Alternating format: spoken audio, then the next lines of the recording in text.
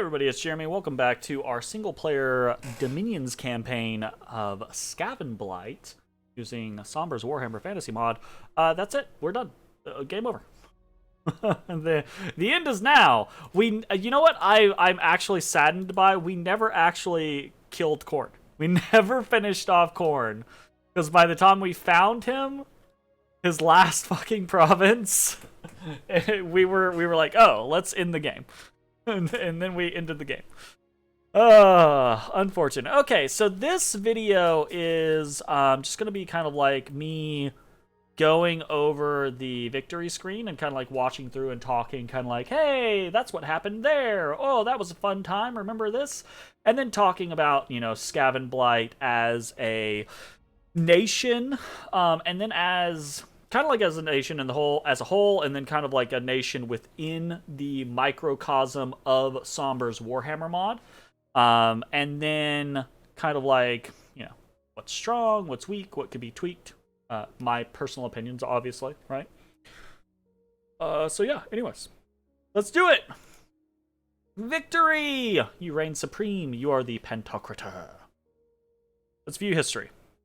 Okay, so we have right off the bat, you get to see this whole ass fucking world. Where? Really? Hold up. Oh, we have the worst color on this fucking thing. Absolutely the worst color. We have brown. Alright, whatever. See how this goes. Okay, so we have a little bit of expansion. Looks like our enemies are all expanding at the same pace, which is pretty good. 1, 2, 3. Okay, so this is where we start to overtake. Because the AI can't really continue good expansion. Yeah, so 1, 2, 3, 4, 5, 6, 7 provinces, and then we have 4, 4, 3, 4. Right, so this is where we start to kind of like move ahead. And this is where Middenheim was a little bit of an asshole to us. We run into Slaanesh down here. We're like, oh, let's get this really good, these farmlands down here. Because we actually, this is a good point, we had a severe lack of fucking farmlands in our territory, which was really unfortunate. I think it was partially because of the odd number on this map. We had we had 21 or so nations. So the odd number made it to where like the nations were not all lined up. We had this kind of like weird, you know, like Goldtooth tribe down here, kind of like catty cornered kind of scenario, and then like Slaanesh off on the jump. Anyways, really interesting. So we circle around here, and this is where it's like, okay, Goldtooth tribe, right? Like immediately we're just like, okay, we gotta go fast. We gotta hit something, do it up, and boom, we go into Goldtooth tribe. So we're over here on the side. We're also going into Grainport. We've taken a massive amount of territory, which is awesome. And we immediately proceed to start to do fairly well in taking all of Goldtooth's territory. And then we massively disrespect Goldtooth. And I think we lose against an actual, like, ogre army like 3 or 4 times on their capital or in and around their capital. And then Slaanesh comes in on us. And this combined with the losses that we faced against Goldtooth, because we were, I don't think it was because we were super disrespectful to them. It was partially because we were trying to mix in, we were trying to do the attrition route, and mix in units that caused attrition to ourselves, which meant that we were taking massive amounts of damage from Goldtooth. And then, Then Khorne starts to attack Middenheim. And for whatever reason, so fighting Slaanesh, fighting Goldtooth, we actually take Goldtooth at that point, right? And then Beastlands comes in against us. We've got two massive armies. We now lost Grain Coast. We've got two massive armies that are terrorizing us from Slaanesh. Goldtooth is basically out of it. Beastlands is causing us issues, right? Goldtooth dies, and then Khorne starts attacking. So now we have Slaanesh with two massive armies all up in our business. We have put down Goldtooth, but as we put down Goldtooth, we had to commit on Goldtooth rather than defend ourselves from Slaanesh. So Slaanesh is destroying us. Khorne starts to come in on the side, which is horrendous for us, and Beastlands is nipping at our Goldtooth. So we don't even get to like just take the Goldtooth lands freely and use them because Beastlands is starting to like nip at us. And this started the war against Goldtooth and Slaanesh started around like turn 20 or so. We end at turn 90. So like this is going on for like I think like a solid 30 to 40 turns was this massive war of starting with Goldtooth, then being at war with Slaanesh, and then being at war with Khorne, and Beastlands fucking with us the entire time as well. It takes us and it gets very, very dicey for us. We are down to a handful of provinces, and most of those provinces are just ports. We lose Zoglia, we lose Grain Coast, we almost lose Goldtooth to Beastlands. We keep Grainport and Bay Pond and Numecria. And obviously our capital and Glanis. But all of the rest of our lands just get raided to shit and back. And then we put together big forces and catch Slaanesh out and destroy Slaaneshi armies. And that's when things start to really shift for us again. We kind of have to put the Goldtooth lands, our southern lands, on kind of just the defensive against the Beastlands for a long time. We go on an offensive against Slaanesh, push them back. As we're doing that, we defeat a number of Khorne armies, and we start to threaten actual Khorne capital itself from Grainport. So we start to raid up and around in here. And this is where we start to outscale. Because this is turn... What is this? Turn 50 or so at this point? Like, this, we again, from like turn 20 to 50... we're doing this mass war back and forth between Goldtooth and Slaanesh and then Khorne and Beastlands. But our scales start to actually scale us, and our research is just skyrocketing past Slaanesh and Beastlands. Beastlands has no research through the entire game, which is a big problem for Beastlands.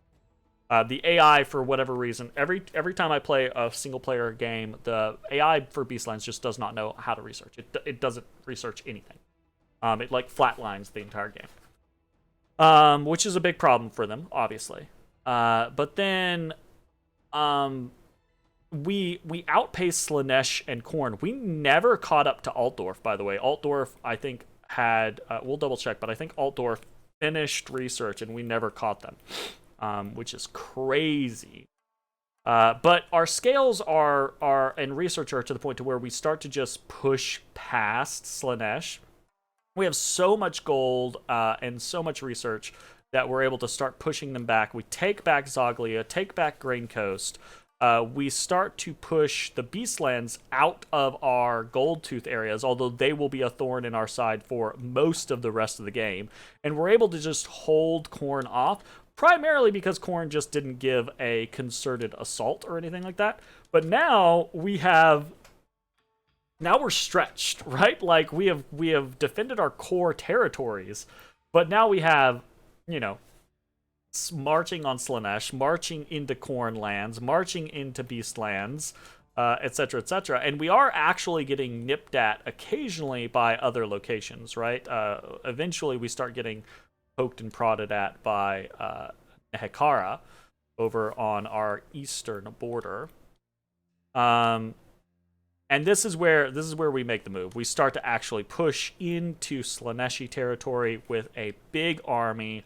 We take Slaanesh, we take the Swamp of Solitude shortly thereafter. Yep. We start to take actual locations off of Khorne. We take Khorne itself, we take the Below, we take Cliff Coast, and this is where game's over, right? We have broken the power of Slaanesh and Khorne, and we've defended ourselves against Beastlands. From here on out, everything that we're doing is mostly just us dicking around, right? We do obviously still have to put a bit of effort into putting down Slaanesh, and there's quite a few battles over in the Khorne area that are issues, but not issues on an existential threat, right? They're just issues on a regional threat. And never again does Beastlands really pressure us to the point to where it becomes an issue. Again, I think primarily because Beastlands remains pretty huge throughout the entire game. They're constantly poking at other territories, but they can never become a real threat because they never have any research, which is, I think, the number one issue. I think Beastlands actually probably would have dominated the whole game if they could research. Whatever that issue is, that needs to be, like, fixed. That's a big problem. So there's that. And it's, so yeah, at this point, we're just, we start to get to the point to where we're just doing silly stuff. We're researching random things. We're summoning crazy amounts of random. Yeah, we finally defeat Slaanesh, so all of that Dominion pops and goes away, and we start to fill out our Dominion there. We never defeat Khorne, which is very sad for me. Khorne stays trapped over here in the Dawnlands. And then we start to poke and prod at Nehekara, which is just a fun little diversion. We start to poke into the Beastlands, which is a fun little diversion. And then basically at this point, I've done pretty much everything that I want to do in the game. Yeah. Really cool. So back here, again, at this point where I think this is around turn 20 or so, when we're at war with the Goldtooth tribe. And initially things look really, really good for us. We really, really disrespected the Goldtooth tribe with a couple of armies on their capital or around their capital, and we just lost like 2 or 3 good-sized armies to our own combination of attrition and foolhardiness and just overconfidence. And if it hadn't been for that, right? If we hadn't lost those armies to the Goldtooth tribe, I think when Slaanesh came in, we would have been able to defend against Slaanesh just fine, because we already would have defeated the Goldtooth tribe, and we would have been able to turn against Slaanesh, and it would have been nothing, right?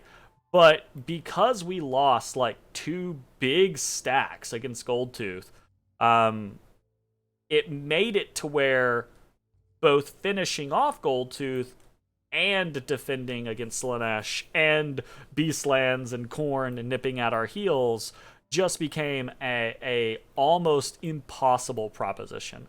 And it was also very early on the game. We were still figuring out, you know, what works, what doesn't work, what do we need to combine, etc., etc. So this was actually a lot of fun. It was really, really cool for me personally. I find the vast majority of the time playing AI in Dominions to be not... it can be unfun unless certain parameters are met, right? If I have a goal with the nation, or I'm really interested in figuring out the nation, then that tends to keep me interested in playing AI, right? If the AI is challenging me, but not shitting on me, that tends to keep me interested in the game.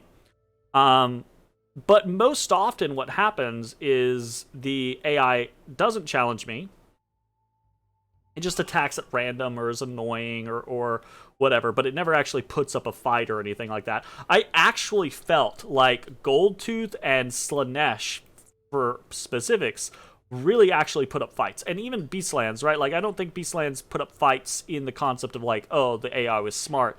It's just their units were really good matchups for us. Those Tuskor chariots were nightmares for us to deal with, right? But Goldtooth, right, because I disrespected them, they made me pay for it. And then Slaanesh actually had armies. They had, like, almost legitimate armies that they were casting spells with and bringing mages with and doing some fun shit with. Obviously, they weren't optimal scenarios. They weren't near what a player would do, but it was still cool nonetheless. It was one of those rare situations where the AI wasn't rolling over, but it also wasn't just absurd kind of like cheaty AI where it's like, oh, they have 5 times the resources as you do. They're just going to overwhelm you, right? Because that isn't a lot of fun for me to play. Because generally, I feel like you have to be very cheaty when you play that, right? Like you have to use very specific tailor-kitted thugs or super combatants, or if you want to do like a scales strategy, you have to be very, very, very particular about which nations you play with that kind of scenario. So I don't tend to enjoy that. This was a different situation. This was actually a lot of fun to play from like turn 20 to turn 50 or so against this multi, AI kind of scenario. It was really, really cool. Probably the most fun that I've had in a single player AI game in a long time. Which is maybe good, but also maybe bad because it might be setting a precedent that the AI might not be able to live up to in the future, but we'll see. So kind of like talking about that, what is let's talk about Skaven, right? So I had a lot of fun. I'm a big fan of Skaven in the Warhammer Fantasy lore kind of like period type scenario, right? I think they are a super duper interesting nation, faction in the lore. Obviously, they're supremely evil, but it's also really cool because they're so motivated by baser instincts, right? Like your ordinary Skaven doesn't have the lofty ideals or philosophical kind of like concepts that your normal person might have. It's like survival, right? It's kill, rule, eat, devour, right? And that kind of like extends really far up the chain of command. Obviously, once you get to like the Council of 13 and clan leaders and things like that, it's a bit of a different bag. But they've got so many cool, basic, interesting things going on. The kind of like magic technology, the magitech kind of like combination of Clan Scryer, the mutations of Clan Molder, ninjas of Clan Eshin, right? Ninja assassins, basically, right? Like, they're all, like, really, really, really interesting. Clan Pestilence is probably my least favorite, but it's very thematic from the lore concept of Skaven. Your basic Skaven cares about saving his own hide, getting lots of food, and mating with brood mothers in approximately that descending order of importance. Yeah, exactly. Right? So it's a very interesting kind of like nation. I think Sombre did an amazing job replicating that kind of concept across the board in what is represented in the faction for this mod. Right? I think that, one, these sprites are beautiful. They're gorgeous. They've got so much little intricate details, down to the teeth on this fucking man catcher. Right? Like, super cool. Very, very, very interesting. And they have an amazing toolbox, right? Like, they have incredibly powerful mages. They have a very diverse roster. And they've got a lot of, like, really interesting utility. But, from a balance perspective, that utility actually hurts them in certain situations if you are spread too thin. The high attrition rate, the low quality of troops, and the fact that they will just obliterate themselves makes them pretty difficult to play if you are trying to play them with all of their tools, right? I think this nation has a very interesting kind of like power curve, and from like a entry of complexity, right? I would grade them as kind of like a to a new player, I would grade them as a difficult nation to pick up in the beginning. I think a experienced player can play a little bit with them and go like, oh, I get what I can do. Use and what you can do is you need to focus tools, right? If you're in a situation where you need hammers, you want to use only hammers. If you have a situation where you need scissors, you only want to use scissors, and you want to keep your hammers as far the fuck away from your scissors as possible, because your hammers are going to obliterate your scissors as well as the enemy. What does that mean from a practical kind of like application? It means that Skaven has a lot of different tools, but those tools can screw each other over, right? Specifically, you have some decent quality troops in the concept of like the Storm Vermin, which are actually, they're cheap. They're when you look at this unit, it's not an especially good unit, right?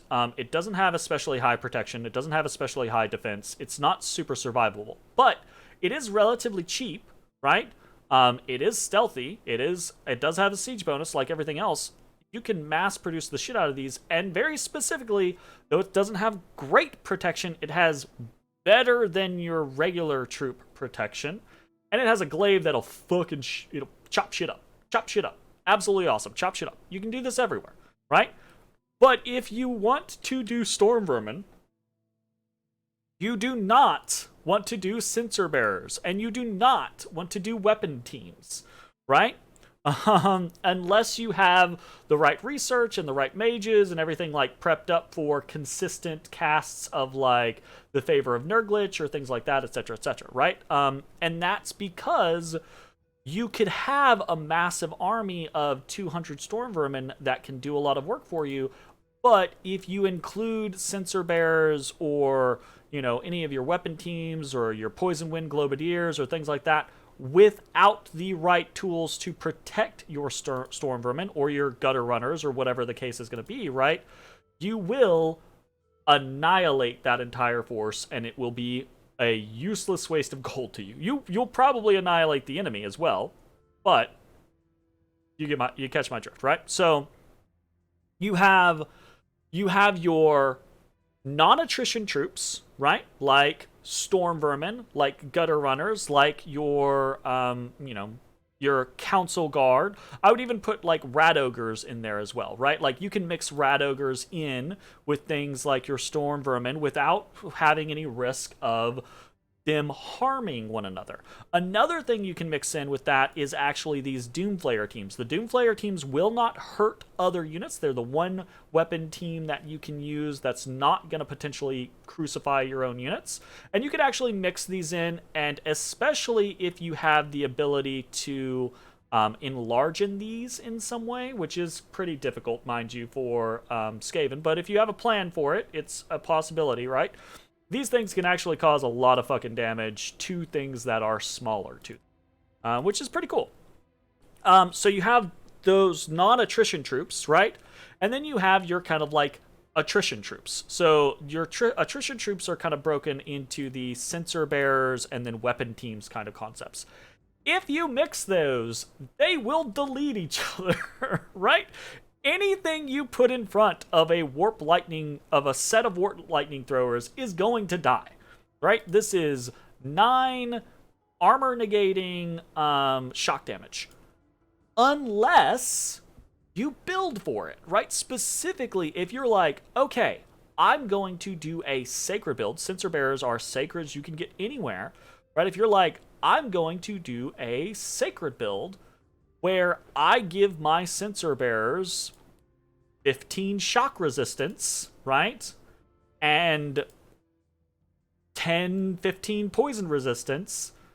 then you can mix those scenarios, right? Like you can mix poison wind mortars in with your poison resistance sensor bearers. So if you're like, oh, I want to mix fire and sensor bearers, right? Like, okay, give them fire resistance and give them a little bit of poison resistance because they will just nuke themselves. You have an army of 50 sensor bearers. They start swinging their plague sensors. This is 3 poison. You're like, oh, I have 4 poison resistance. Nope, you will kill yourself. You give yourself additional poison resistance, you will kill yourself otherwise. So you have your non-attrition troops, you have your attrition troops, and you have to optimize your attrition. If you're going to use your attrition troops, you have to optimize your attrition troops together to be able to not cause yourself massive amounts of attrition, right? And that's a really interesting playstyle. The third way, right, is again kind of like quality non-attrition, weird kind of like attrition set scenarios where you're trying to prevent your attrition using your attrition troops, right? And then you have the fuck it, I just accept my attrition. And that is basically massive amounts of Skaven slaves, right? And weapon teams and or sensor bearers and or plague, the cauldrons, right? The pox cauldrons, those types of things, right? It's basically you lean into the I don't care about whether or not 300 rats die. I care about obliterating this enemy army. Now, here's the thing. Those are a lot of different tool sets, and that's discounting mages, obviously, right? Or kind of discounting mages. There's a lot of different tool sets just from a troop management kind of standpoint, but they aren't mutually exclusive. You don't have to just go into a game and be like, I can only do this thing, or I can only do that thing. But they do take a little bit of prep work to be able to use all 3 effectively, I think. The idea being is if you don't have good enough scales, producing enough of your medium quality non-attrition troops is going to be difficult.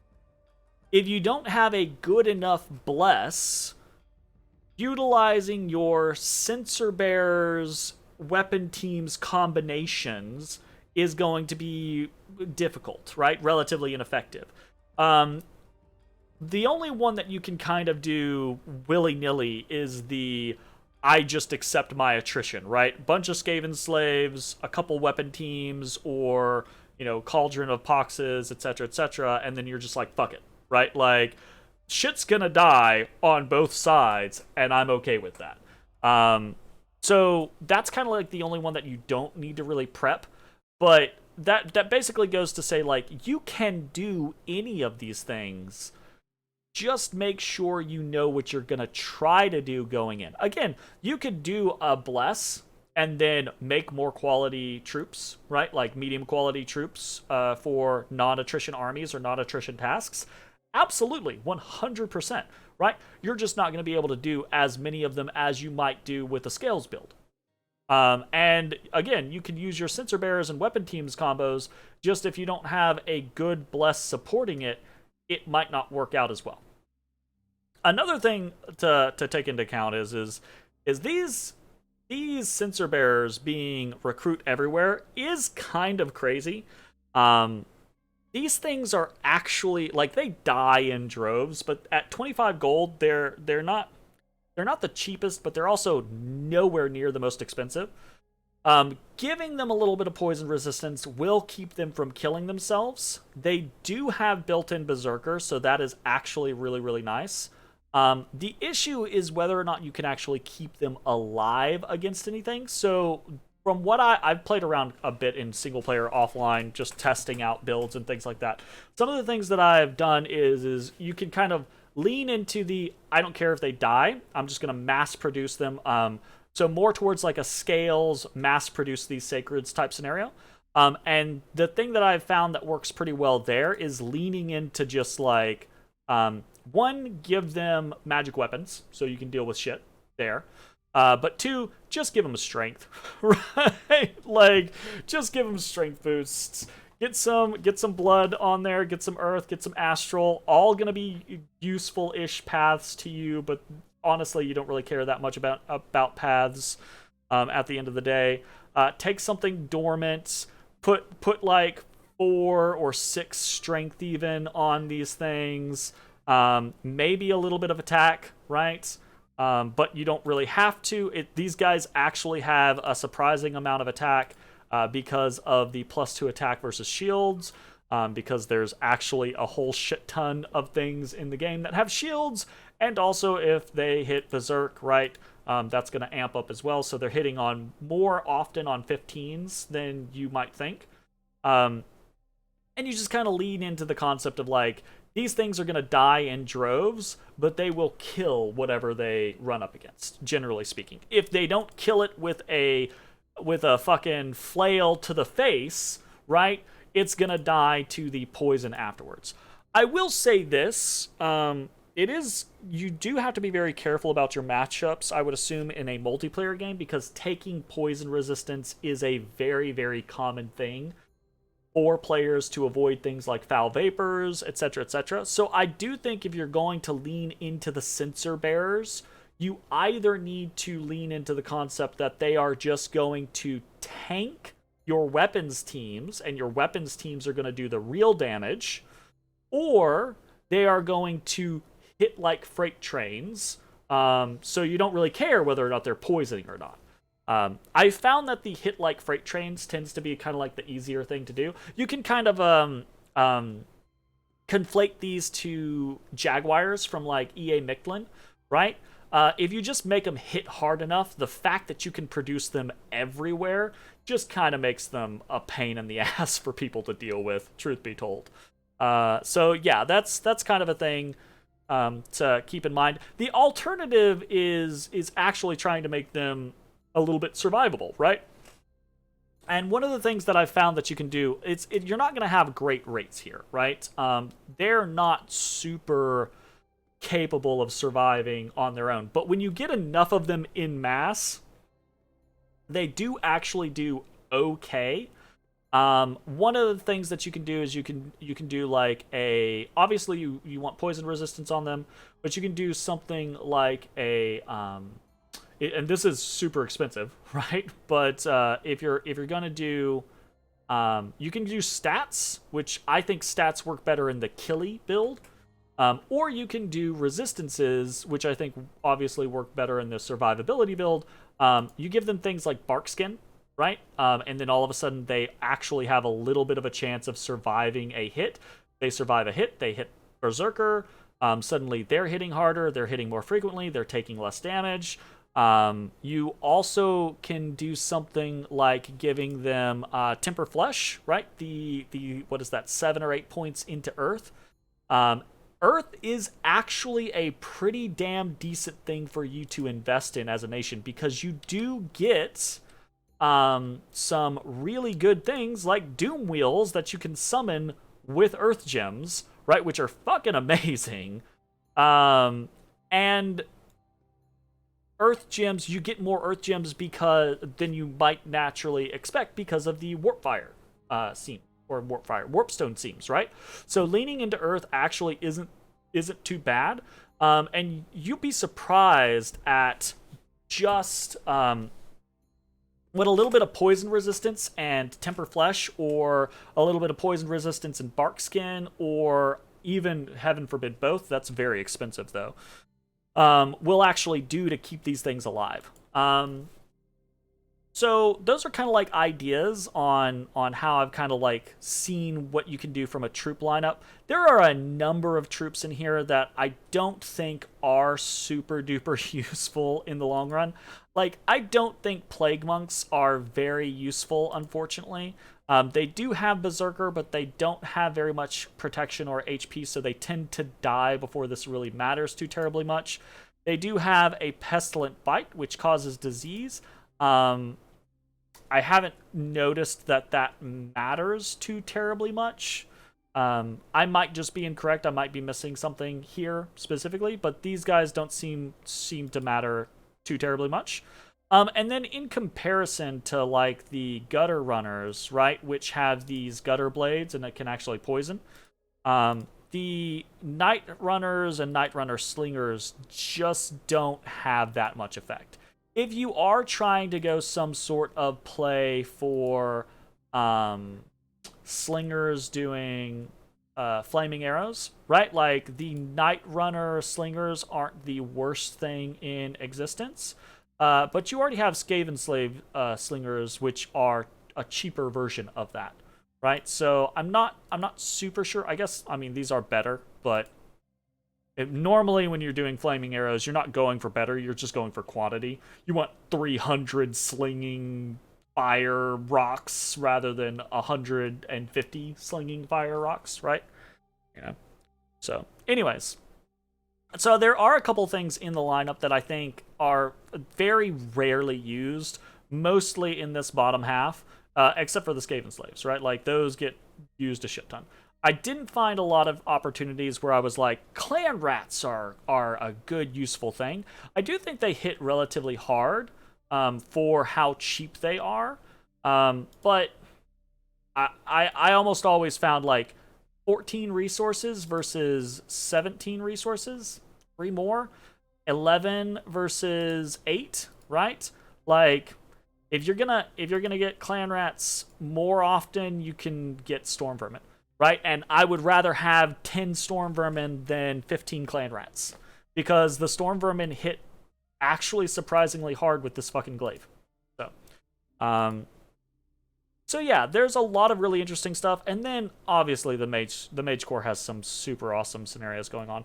Molder Packmasters did get nerfed. they require 2 recruitment points now, so you can't just spam them out and have massive amounts of giant rats. I just think they're still valuable to get. They're quite useful against certain things. But they're not as awesome as I had originally anticipated. I thought that they were going to be super mega awesome raiding tools. But it turns out the crappy morale of the giant rats just makes them too unreliable for deep raiding. And for shallow raiding, they just get slapped in actual conflicts, unfortunately. That being said, they're still super interesting. The Warlord is, I think, honestly, one of my favorite cheap leaders. I say cheap, it's 90 freaking gold, but it's 90 gold for a 120 leadership leader that you can get anywhere, any fort, right? You can get this damn thing. It's great. It's fantastic. It's actually 20 protection out of the gate with a helmet. Like, this thing is really, really quite awesome. Love it. I didn't play around with assassins very much, but you know, if you got the desire for a strong assassin game, I think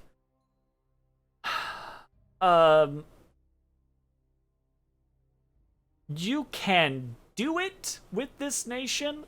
These assassins work. They do scale walls, but unfortunately their base kit doesn't feel super great to me. Like, I thought these Weeping Blades were going to be super mega awesome, but I find more often than not they go up against something and they just get got, right? That being said, I think I'm probably wrong on that, because I just don't play a lot of assassination factions. So I think this actually is probably a really, really awesome assassin, and someone who knows what they're doing with assassins could just obliterate someone with, 20, 30 Eshin assassins. Just make someone's life a living hell. But I am not super experienced with that, so I don't know what that would look like necessarily. The Plague Chanter is another one of those things that I was like, much like the Plague Monk, I don't really think there's much use for them, excepting cheap research. If you go Magic 3, right? Cool, great, fine, whatever. They are both a mage and a priest, so you can use them to build infrastructure pretty easily. The Scryer Warlock also falls into that range of like, other than research, I don't really know what the point of these things are. That being said, they have 13 research out of the gate. They have 1 research for every 10 gold. That's pretty nice. That's not bad. That's not bad at all, right? Like, that's pretty decently strong, especially if you go something like Magic 3. These guys can research to high heaven.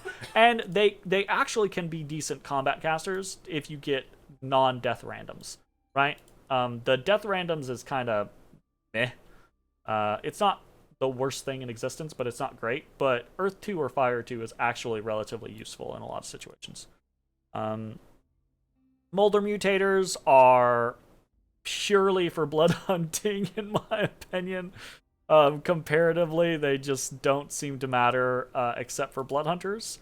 And then your last 3 mages, right? The Pestilence Plague Priest, the Scryer Warlock Engineer, and the Grayseer, all really, really good. All very situationally useful.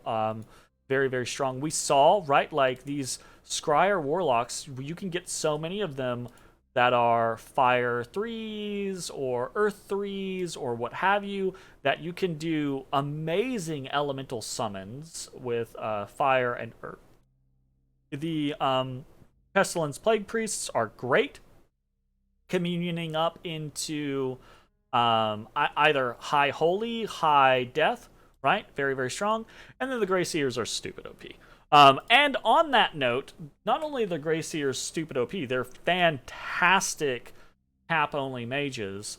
And I regret saying this, but I do think that Sombre needs to look at the rate at which you get them with Luck 3. They are a luck-dependent hero, and every single time I play a single-player game, I've gotten probably 4 or 5 of them by turn 30 from luck scales.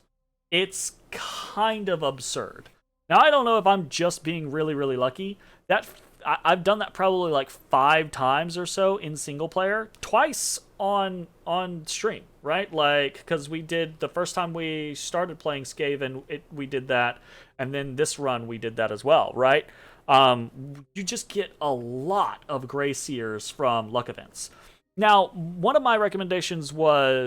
one of my recommendations was having an additional luck-based hero, like a luck-based leader, like a warlord on like a rat ogre or something like that. Because 1, that's just cool. 2, you could make them like either beefier versions with the same leadership, or you could make them mostly the same with rat ogre's attacks and higher leadership or something like that, right? Which would be a cool little reward, right? Not casters, but then you could have them and you could lower the rate of the Grayseers and add in this thing so that you're getting a little bit of a different mix, and it's not just, oh, I got 5 free Grayseers by turn 20, which feels overpowering. Because I honestly don't know that we would have been able to beat Slaanesh and Goldtooth and Khorne, right? If it weren't for the fact that we got so many free Grayseers at the beginning of the game. Because that ramped up our research. It allowed us more flexibility in what we were able to commit, what we were able to lose, etc., etc. And it's just really, really freaking strong. Like, they're just super strong units. So yeah, that was just something that I thought of in the actual game. And then there's so many like cool heroes. No real complaints there. I will say, like, I never got the Master Mutator. The Squeal, like Squeal Gnawtooth was, when I first got him, I was so excited, but then he just failed to perform over and over and over again. I think I thought the giant rats were gonna do better, but you know, it is what it is. Other than that, everything that we came across was just super cool. This was Tretch. Tretch was cool, even though we didn't use him a whole lot. We didn't get Throt the Unclean, I don't think. We got Ikit Claw, which was super duper cool for a magic diversity. I actually think so. So doing a rainbow build on Skaven is one of the things that I really, really, really wanted to do, but it was one of the things that I couldn't really get to work well, honestly. I found more often than not, when I did a rainbow build, my council guard did better, right, than my censer bearers did. The censer bearers just always seemed to die in droves. It just didn't matter. Um, but I'm sure someone with the right kind of like mindset and kind of like tweaking the ideas could turn a rainbow build into an effective scenario for Skaven. It just didn't seem like it. Every time I tried a rainbow bless, they just weren't killy enough or survivable enough, right? Like they died in droves and they didn't kill the things that I needed them to kill. Whereas when I tried just super killy blesses, like shit ton of strength type scenarios, or like pretty staunch defenses, either way seemed to hold way, way, way better, generally speaking. But yeah, really, really cool heroes. Love those. Would love to see more of them, but I think they honestly, Sombre's covered a shit ton of them, and they're really, really dope. So, my only issue for me personally with heroes is that I am just generally unwilling to risk them. I wish with unique heroes, I wish there was a mechanic in Dominions, and I don't mean this mod, I mean in vanilla Dominions, that I wish every single nation, whether it was the same mechanic or it was a kind of like a semi-unique mechanic for each nation, had a way to get unique heroes back, right? Whether, I mean, obviously, I think you can do things like Wish, for example, right? But that's so, like, I'm talking more like mid-game stuff, right? Like, it would be really cool to be able to be more liberal in the uses of your unique heroes. Because when I play and I get a unique hero, even in a multiplayer game, I'm like, that's awesome. I love this. And now I never want to risk this hero because it's the only time I'll ever have it, right? Like, this thing dies in some stupid scenario, it's gone forever, right? So I wish there was a way. Wish will do it, but that's limited to nations who can get Astral 9. Yeah, exactly. So good luck for 95% of the nations unless you deliberately build your god for wish casting just so you can get your unique heroes back. Yeah, I think it would be really cool and flavorful. One, this is cool, right? Like having this many heroes is awesome. Most vanilla nations do not have this many unique heroes. I wish every vanilla nation had this many unique heroes, because that would be amazing, right? How cool would it be if Dom 6 came out and it was, right, we've been the god for so long, right? Let's focus on the underlings of the god, the heroes of the gods, right? And it would be cool if there was a mechanic where you could be a little more liberal with your heroes, right? Have it be a penalty, make it be pricey, but like give all unique heroes some sort of immortality, right? Or make a ritual for every nation, right? And it can be different for every nation, but have it be where they're able to like call back a hero, right? A hero that they have acquired but is dead, right? Have them be able to call it back. Maybe even at random, right? So it's a little difficult for you to get the one that you're trying to get. But anyways, like that's a far off tangent. Super cool heroes, super cool multi-hero, though I think this needs to be balanced. Super duper interesting summons. These Vermin Lord are so crazy good. Though they are expensive, right? Like 50 Astral Pearls is no joke, but I think 50 Astral Pearls is more than acceptable for 3 Astral, 3 Death, 2 Blood, 3 Priest, and all of these stats, like very good stats out of the gate. I think my only complaint with Demon Lords is really that Vermin Lords, is that I feel like they should be bigger sizes, right? Like size 4 feels very small to me, because in my mind, a Vermin Lord is just kind of like a stand-in for a Demon Lord. right? Like they are basically princes, not princes of chaos. What's the word that I'm looking for? Oh, it's not the blank in here.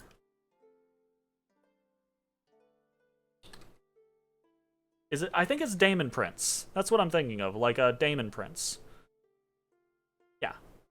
Anyways, I'm probably incorrect from the lore. It just feels weird to me that they're small. Like, they could be like size 5, and I would be okay with that, though I do think they, anyways. Didn't actually use the Screaming Bell, which I regret, because the Screaming Bell, I think, is one of the coolest units in Skavendom. Really, really neat. So, kind of sad that I didn't use that. Cauldron of the Thousand Poxes was neat, but I had a lot of frustration using it because of the... We're going to get to that. Rat Ogre Bodyguards. This is just Bone Ripper, by the way. This is a special kind of like entry so that Bone Ripper comes with Thanquol. I think Bone Ripper is really, really cool, and there should be Rat Ogres that have different scenarios, right? Like a Rat Ogre that has a claw and a spike fist, right? A Rat Ogre that has a claw and a bite. A Rat Ogre that has no claws and just has 2 spike fists, right? A Rat Ogre that has and is like muzzled, right? A Rat Ogre that has like a pig sticker or something like that, right? Like that would be really cool. Kind of in the same vein as like the Chaos factions have like the different what are they called? The Chaos Spawn. The Foul Spawn? Not Foul Spawn, Chaos Spawn, right? The different kind of like versions of Chaos Spawn. It'd be cool to kind of like replicate the idea that Clan Molder is constantly kind of like mutating things and trying new ideas and stuff like that. That just feels like it would be really neat. Doomwills were really super awesomely cool. I do think it's a mistake that they get full slots when you awaken them, but I guess not, right? Like they do have a pilot, so it does make sense that you could gear out the driver. It just feels a little weird. I feel like that was an oversight, but I'm not complaining. I think they're super neat. We never really use the Plague Racks because they are a dangerous tool. Same thing with the Craze version, Vermin, I believe. So that is to say, Skavenblight has a lot of really, really cool tools. They're a really, really neat nation. I didn't even scratch the surface on what they can do. I think in the hands of a really good player, I think they are very, very strong. I do personally think compared to the other nations in the game, in the mod rather, that Skavenblight is actually still on the lower end of the totem pole. Even with all this really cool shit that I've described, I think Skaven is a little weak compared to some of the stronger nations in the mod. I think part of that is because they have such a spread identity. They are so geared towards attrition of their own units. Their morale is abysmal, so they have a lot of trouble doing any considerable damage in a longer fight because they mostly just rout from longer fights. And I think it's probably very difficult for even an experienced player going up against other experienced players to pull out a win with Skavenblight. That being said, I have not done a poll of multiplayer games, so this is just my opinion. I'm probably incorrect there. But I do feel like there are things that they could get buffed on. For example, I think they're more elite troops, things like the Gutter Runner or the Storm Vermin. Definitely things like the Council Guard. It doesn't matter as much for the Censer Bearers, the Rat Ogres, etc. Again, because they're Berserk, it doesn't matter too much for them. but they're base units like Storm Vermin and Gutter Runners and Council Guard that are more quality troops, I do think could use 1 or 2 more pips in morale specifically. The fact that the Storm Vermin, which is one of the kind of pinnacles of Skaven, like what a Skaven could be, right? Like the Black-furred Storm Vermin. If you're born as a Black, you have a life. You're set, right? Compared to the masses of the milling brown furs, right? Like, the idea that they route so easily doesn't feel like it makes a lot of sense to me. I'm not saying that they should stand their ground in the face of anything, but being the difference between 9 morale and say 11 morale is a big deal, right? Like that's actually a big deal. So I could see things like Storm Vermin or the assassins, right, that are trained in their art having more morale than say all of the rest of their troops. That is one thing that I think could actually help them out. And then the other thing is I honestly think that the entire roster just needs to be boosted. Every single rat should have a minimum of 5 poison resistance. Every single one of them. You can make things like Plague Monks and Censer Bearers. I think basically the Pestilence troops, I think that they should probably have a base of 8 or 10 poison resistance, because if you have 10 poison resistance on a Censer Bearer, I think that makes them way more competitive as a sacred. And I think that actually makes Plague Monks relatively useful if they have a base of 10 poison resistance, whereas right now I don't really think there's a whole lot of use for them. But yeah, 5 poison resistance across the board means that the attrition rate when using your poison is lower. It's not out of the way, right? It's just lower to be able to mix in your, Poison Wind Globadiers, your Poison Wind Mortar teams, your Pox, your Cauldron of the Thousand Poxes, your Censer Bearers, etc. They will still kill their teammates. They will just kill their teammates slower, right? And I think it also makes sense, right? Even compared to vanilla, there are vanilla nations that have just base troops, like all of the lizard nations, that base troops that have way higher poison resistance compared to the rats, where the rats are like, yo, we deal with poisons all the time. So that's a personal thing. I think the entire roster up to 5 base poison resistance, and then every pestilence unit I think should have 10 base poison resistance. Like, to the point to where like a pestilence plague priest, the idea that they're going to die to their own poisons feels just like, nah, get that out of there. That should be all but impossible, right?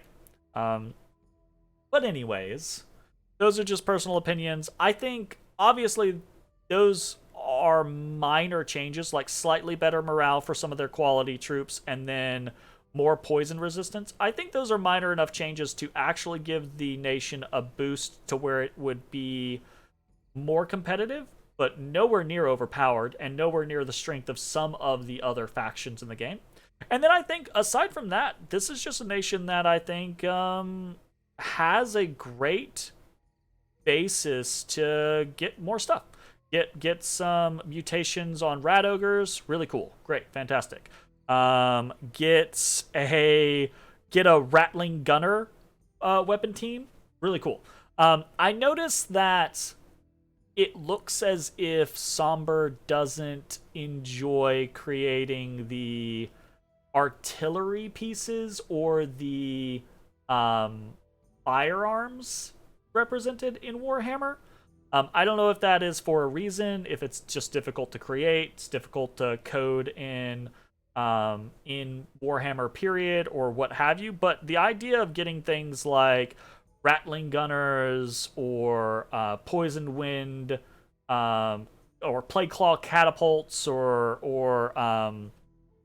the big lasers, those types of things would be super duper cool, right? And it would also be really cool to see their counterparts in other factions, right? Like seeing grand cannons, right? Seeing what the Screaming Skull catapults, things like that, right? Would be really, really cool in other things. But you don't really see a lot of like siege weaponry in the vanilla game. So maybe that's just like a coding difficulty or a modding difficulty or something like that. I don't know. Either way, that would be really cool. There are some things like that in Skavenblight, specifically the Cauldron of 1,000 Poxes and the Screaming Bell, which I think are really, really, really neat. I just think it'd be really cool to see more stuff like that. So, anyways, this video has gone very, very long. This was a lot of fun. If you are watching this on YouTube, check out the description below. There's going to be a poll on what I play next. Probably going to be between something like Altdorf, Ulthuan, and probably Karaz-a-Karak. Because I want to play a good nation. I played Vampiria on stream. I've played Skavenblight on stream. I've talked a lot about nations like Altdorf or Ulthuan. I want to play a good nation on screen. I might add in like Bretonia and maybe like someone else as kind of like a good like 5-rounder kind of scenario. So we'll see how that goes. Anyways, thanks for watching. We'll see you next time. Bye-bye, everybody. Hey everybody, thanks for watching. If you enjoyed the video, consider leaving a like, commenting, or subscribing. It really helps me out. If you'd like to see me live, head over to my Twitch at twitch.tv/thedistanthorizon.